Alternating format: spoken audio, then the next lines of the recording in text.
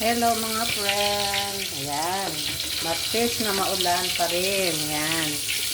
Ayaw pa rin tayong tantanan ni Habagat. Ayan. Wala tayong bagyo pero maulan at mahangin.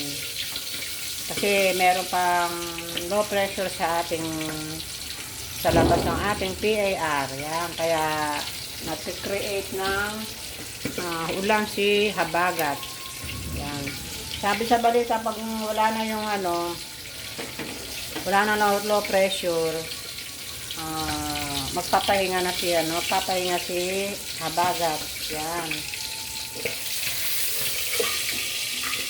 Kaya ito, lagi na lang umuulan kasi nga si Crossa nasa gilid-gilid pa lang ng PAR natin sa gilid ng ating bansa. Kaya inihila siya inihila niya si Habagat para magpaulan. Yan.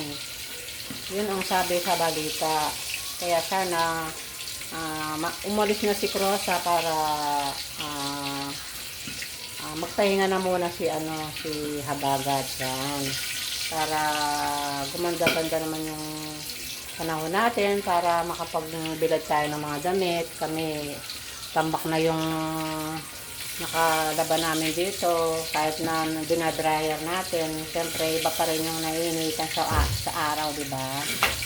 Yan. For today's vlog mga friend, ito nagluluto tayo ng tanghalian. Ito nagluluto ako ng piniritong isda. Ito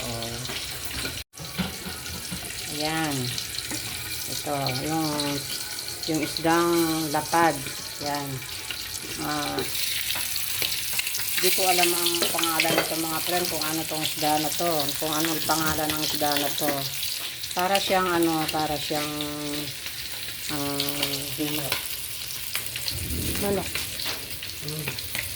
di ko naman niluto yun, ito iluluto ko ngayon. Mamayang gabi yun.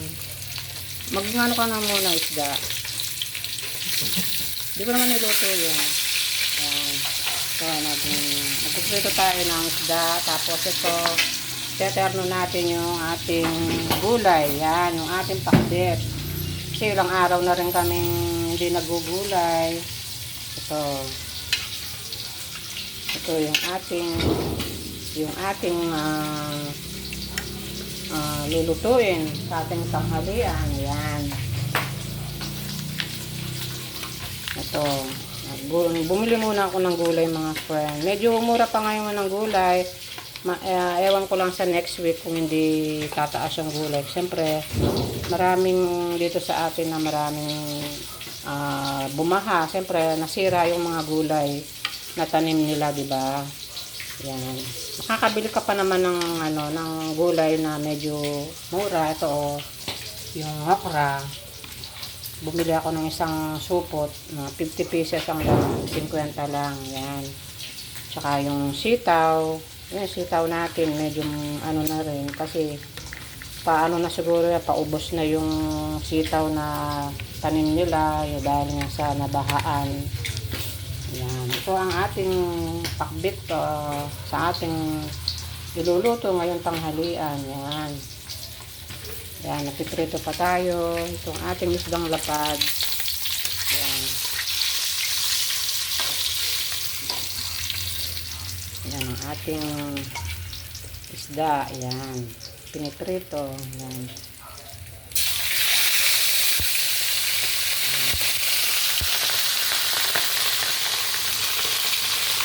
Masarap din to mga friend. Malaman siya. Yan.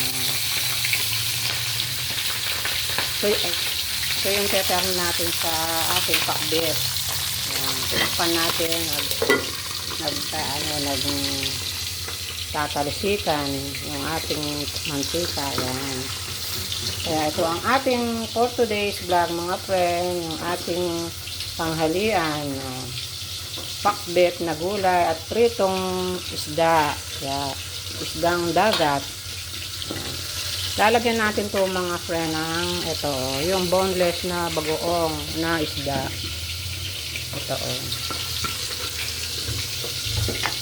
Ito yung ating ilalagay, yung ating bagoong. Yan. O, diba? Masarap na lagay yung ano, yung boneless na bagoong na isda. Yan. Yan mga friend, magigisa na tayo ng ating pakbet. Yan. Luto na yung ating isda.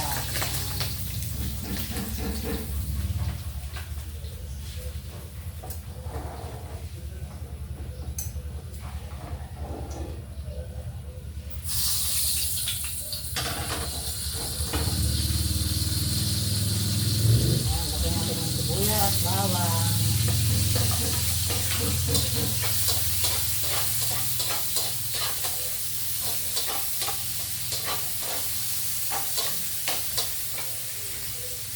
Tapos yung ating kamatis, ayan o.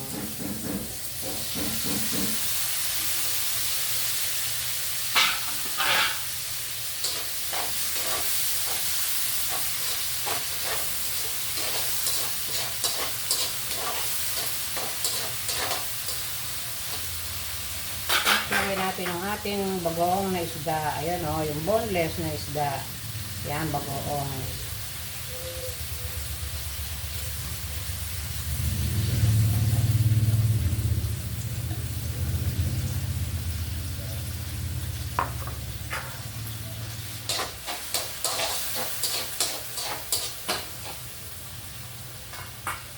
Tapos, ilagay natin yung ating gulay. Yan.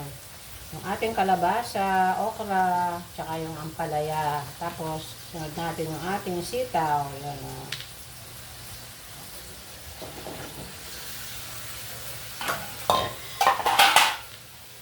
Ang sarap ng ating pakbet for today. Yan, fresh na gulay.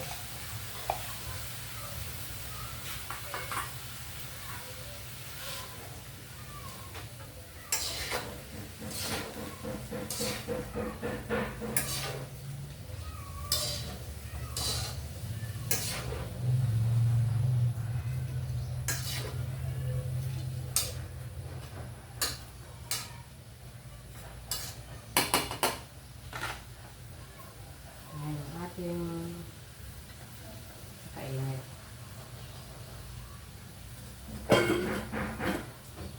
Yung ating pinakbet. Yan. Pakbet natin. Yan.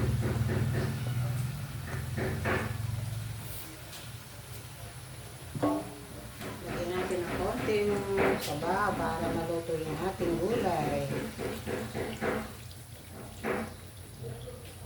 Tapos, batayin natin.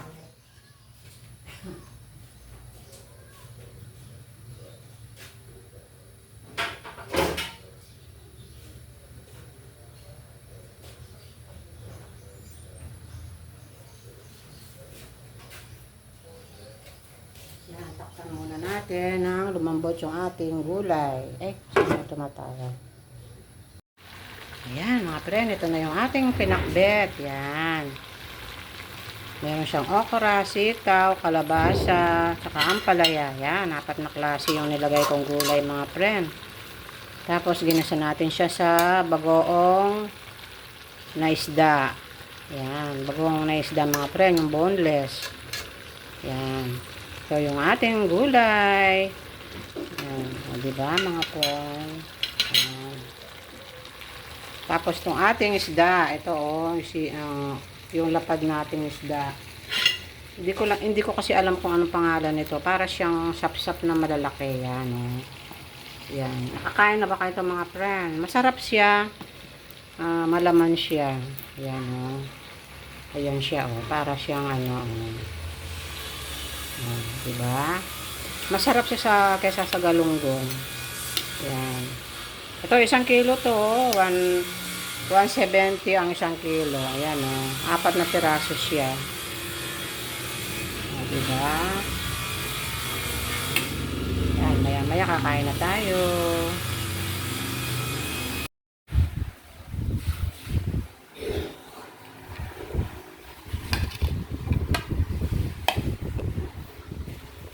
Ayan, itong ating tanghalian. Yung ating isdang prito, yung ating pakbet, yan, yung ating rice, nandun pa, kukunin pa natin maya-maya. Yan mga friend. Kain na tayo. It's time to eat.